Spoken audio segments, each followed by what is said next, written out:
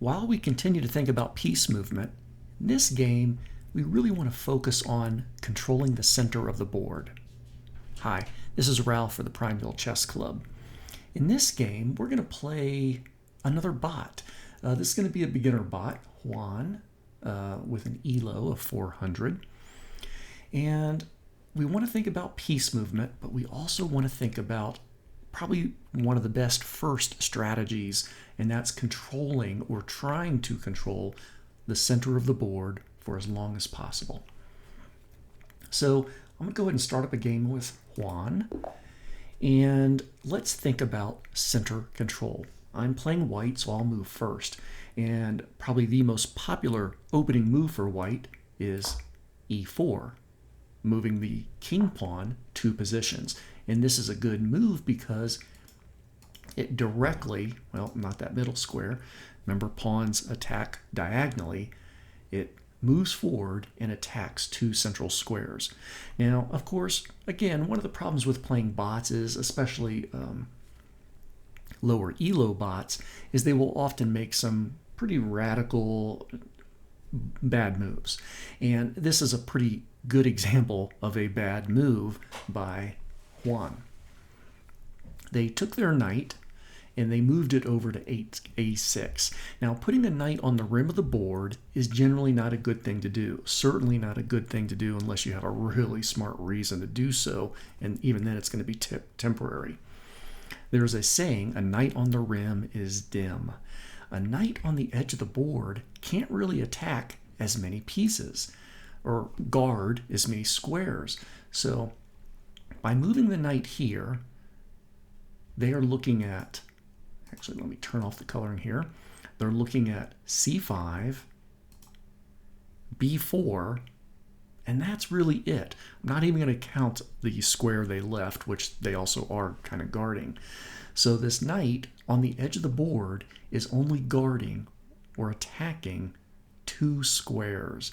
And these squares are not necessarily considered good central squares. The central squares are literally these 4 squares in the center of the board. So if your piece can attack some central squares, that's generally a better thing to do. Well, since my opponent didn't really make a good move controlling the center, I definitely want to control the center. And so I'm going to move my d pawn 2 squares to d4. And now I've got really good central control. I am controlling 2 of the 4 squares, or targeting, attacking 2 of the 4 squares. And of course, my pawns are on the other 2 of those main 4 squares. And of course, I'm starting to broaden my attack, my control of central space. So white, in this position, has really good central space. Black is starting to perform a response, and they're counterattacking one of those central squares, but white still has the advantage. Now remember, this is a more realistic game, so I don't have access to an evaluation bar or suggested moves. So as you play more games, you start to become comfortable, more familiar with what are some good techniques, good strategies to go forward. And of course, central control is the strategy we're going to focus on heavily, especially in the first games, although it does come up in every game you play. Central control is one of those key themes that you always want to be thinking about. But in our first games, it's going to be maybe the key first thing, one of the main things that we focus on.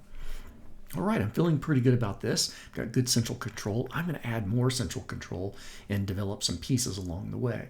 I'm going to develop my kingside knight. Remember, knights have that weird kind of attacking position. So remember, my pawns are looking at these 4 squares, and now my knight is looking at this central square. So I'm really starting to compound the control of the center by moving this knight. Now Juan, my opponent, has moved a queen out pretty early, and that's generally not something we want to do, or something we want. We certainly would like our opponent to do this, but we shouldn't do ourselves. Developing a queen before you have developed your other pieces is generally best not done.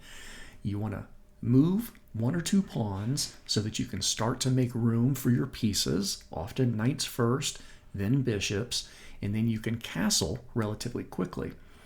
Now, I still have a bishop on its home square, which I want to develop. And I want to develop this for several reasons. It's good to develop pieces.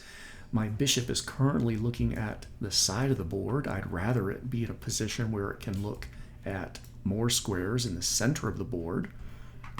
And by moving this bishop out of the way, that's going to free up room so I can castle my king to a safer position. So even though my opponent has moved a queen out, I don't see a way where I can easily attack that queen.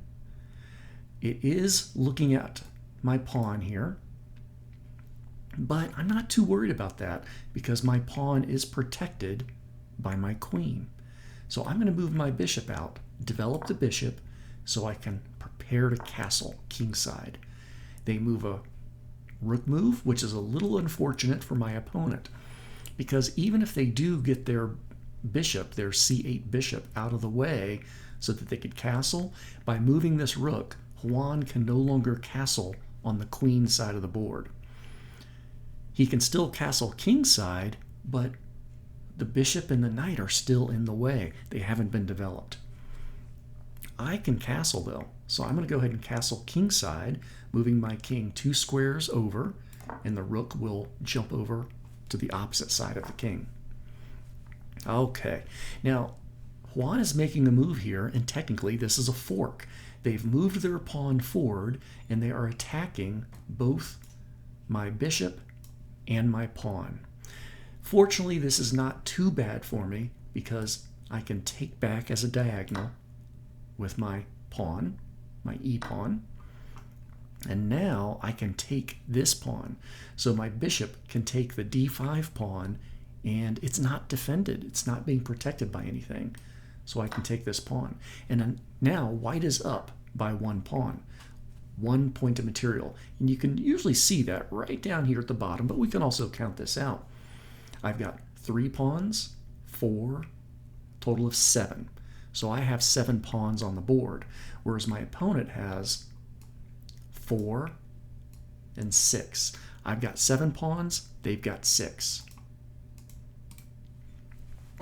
And they've moved their queen backward. So instead of developing a new piece, they are moving their queen backward. Now technically, their queen is now attacking my undefended bishop. So, well, I don't want that to happen. So is there a way I can defend my bishop without moving my bishop? And there may be. I could move my c-pawn forward 2 squares, and that of course develops a pawn, adds more central control, and it defends my bishop. Ooh, okay, well, Juan decided to go all out here and take my bishop after I just defended it with a pawn. Now of course this is one of the drawbacks to playing bots, is they will make some pretty crazy random moves. However, I'm not as bothered by this blunder by Juan. Basically, this is a blunder that can happen quite easily at beginner level chess, because they were thinking, oh boy, that is going to be an awesome move to take that bishop. And they were so focused on their attack, they didn't appreciate my last move to protect that bishop. That happens in real games. That's a mistake I've made before. Many people have made before.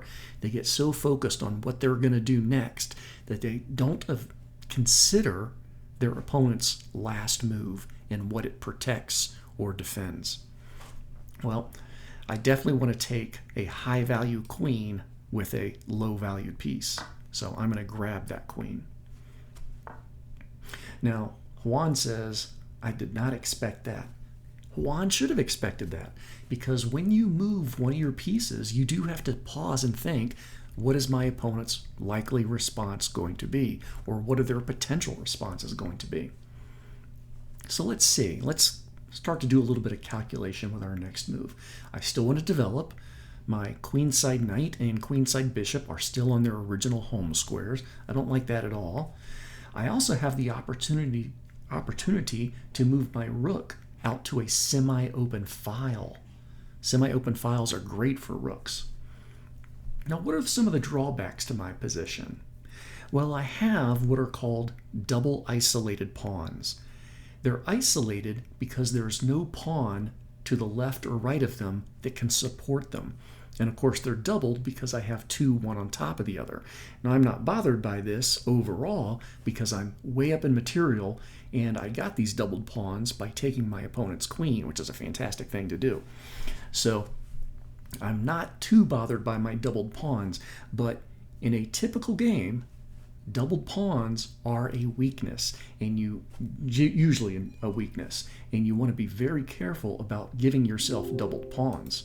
Now, if your opponent has doubled pawns, that's usually pretty good, especially this rear pawn. That's usually one of the weakest and something often pretty good to attack. So I do have a technical weakness in my position, but I'm still quite a bit up in material. I also still have very good central control.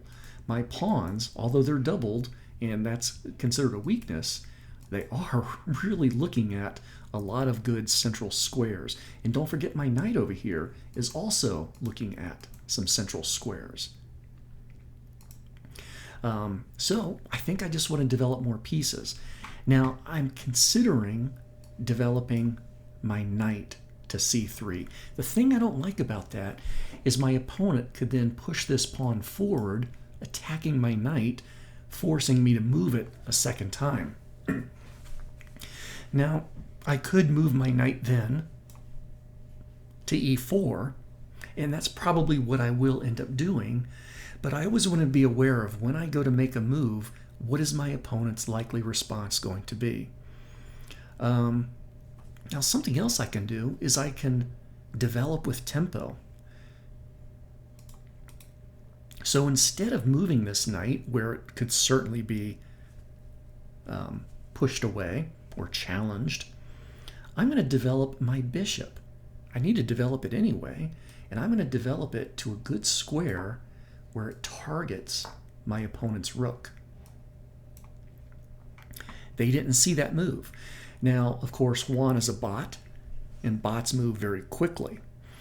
Sometimes your opponents, your real-life human opponents, will move quickly too, and they will not see or factor in your last move and what you're attacking. So moving this bishop out, attacking this rook, was pretty good. I developed with tempo. Tempo means time, meaning I made a move that kind of forced my opponent to react in a smart way. They didn't, but it limited their options. This bishop move was not a good response by black to my bishop attack. So since I can take a high value piece, 5 points of material, for a 3-point bishop, I'm going to do that.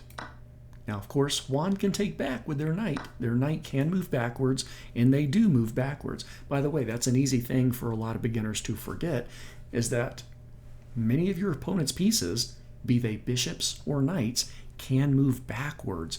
And so that's still a fair trade for me, though. I am up the exchange. We have both lost a piece, but black lost a 5-point rook. I lost a 3-point bishop, so I'm up for that exchange. All right, well, I'm ready to start developing more. I kind of like the idea of putting my knight on a good outpost. If I can get my knight to c5, I think I would like that quite a bit. It's protected by the pawn, and if they were to take me, like with a bishop take, that would allow me to undouble my central pawns.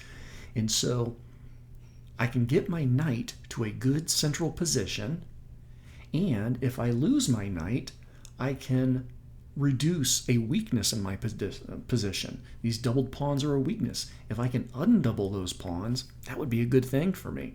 So getting my knight out has two really good potential results. Now, to get my knight to c5, I do have to figure out, Well, I can't just push my knight there. Knight's moving an L pattern, so it looks like it could take me 3 moves to get that knight where I want to. All right, so be it. That's my plan. I'm going to go for it.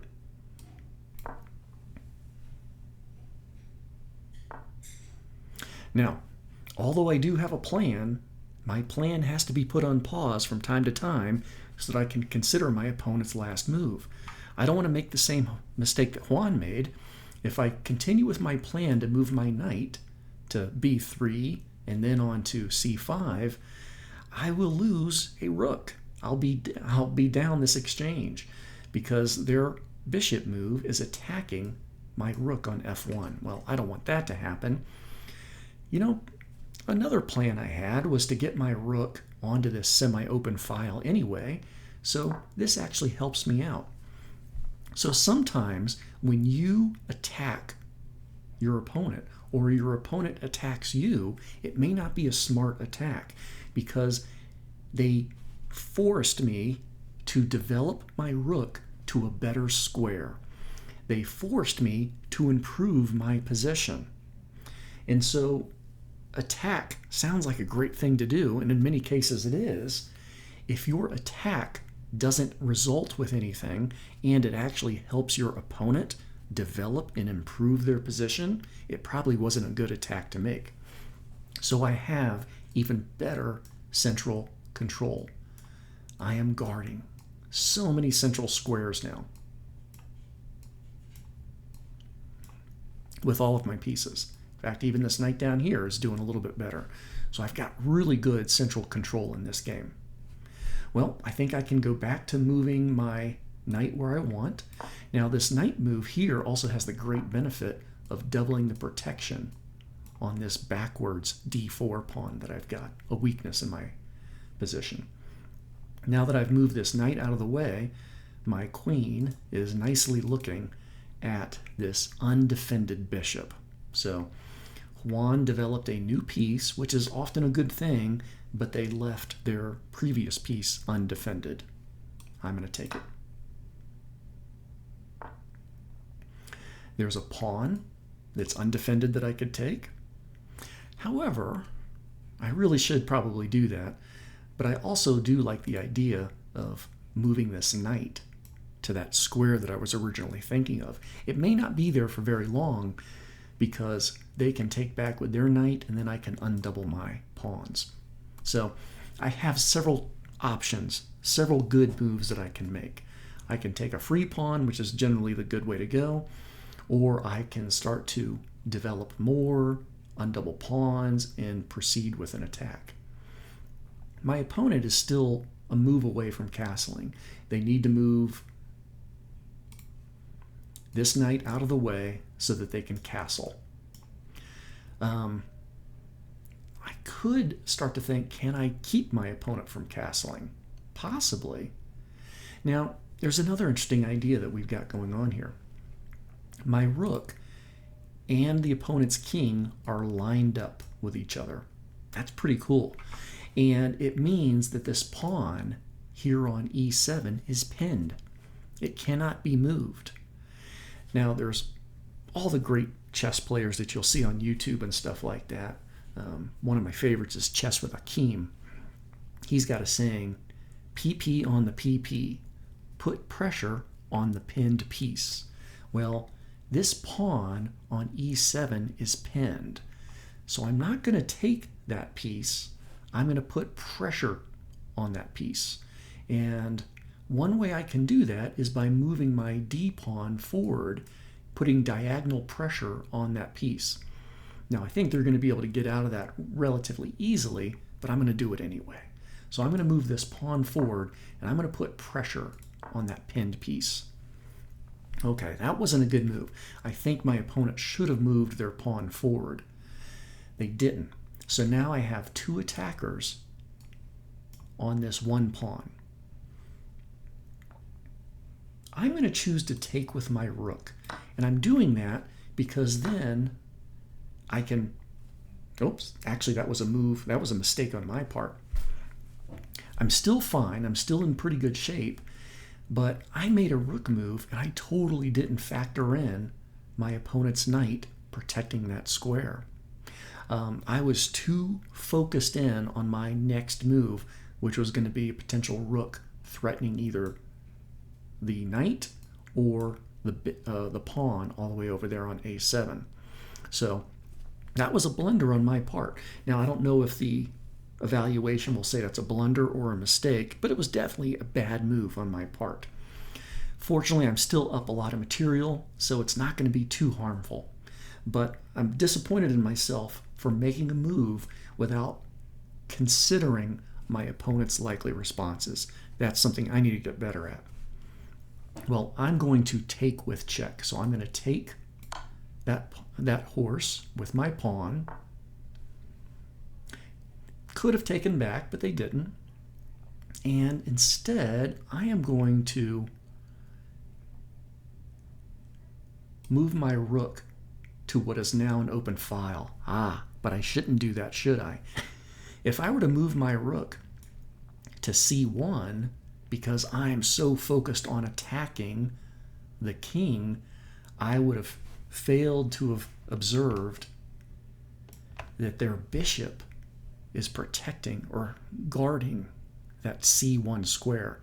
I would have moved my rook and lost my rook, repeating the same mistake I did before, not considering my opponent's piece placement and their position and their likely responses to my moves. Okay, so the benefit of playing a bot like this is that we've got time to consider all of our options. So clearly moving my rook out to this open file is not a good one because of that bishop. Okay, well, what I can do is I can take this undefended pawn. No. Well, I don't know what's going through Juan's mind here. They just gave me this bishop for free. I'm going to take the free piece. Now I'm going to do something called a skewer. A skewer is where you attack a higher value piece, forcing it to move out of the way so that you can get the lesser valued piece. So by moving my rook all the way down here to c8, I'm going to be checking the black king. The black king only has one move, to e7. When the king moves out of the way, I can then use my rook to take the rook that was behind the king. Now my rook is getting somewhat trapped, but I don't know if I'm too bothered by this. If my rook takes the knight, their king can take my rook. I would be down the exchange. I would be gaining a 3-point knight, but I would be giving up a 5-point rook. So I'm not going to do that. Instead, I'm going to do another skewer. I'm going to move my queen to c5, which attacks the king and forces it to move away. And now that that's happened, I can take the knight. If I take the knight with my rook, that's okay because my queen is protecting that rook. And if I took with my queen, the rook is protecting the queen. The king is going to be forced to move away. Now, if I took with my queen, the king can only move to one square. The opponent king. They can only move there. And then I could start to hunt that king down by bringing other pieces into the attack. My knight could then check and stuff like that. So that seems pretty good. And that would be basically starting with a queen, take and check, king moves up, and then the knight moves in. Okay, so that has some potential. However, I'm curious, what happens if I take with a rook? The king can still only move to one square because my queen is guarding these, the rook is guarding all of these. And the king can only move one square at a time, so it can only move to d7. Okay. My rook is there guarding all of those back squares. What else can I do? Well, I can bring another piece into the attack. I could bring my knight in, and that would be checking the king. The king could not move there or there. The king would be forced to move to e6. And I feel like I'd be starting to lose control of my attack. The king starts to skirt away. Well, if I see what the future path of that escaping opponent king is there a way that I can hold off? Can I prevent the king from going to these squares? I think I can. If my pawn is one square forward, I am now holding on to that escape square. So that's a key part of my plan. Now I think I can put my attack into play. I'm guarding that escape square. So I'm going to take with the rook, force the king to move.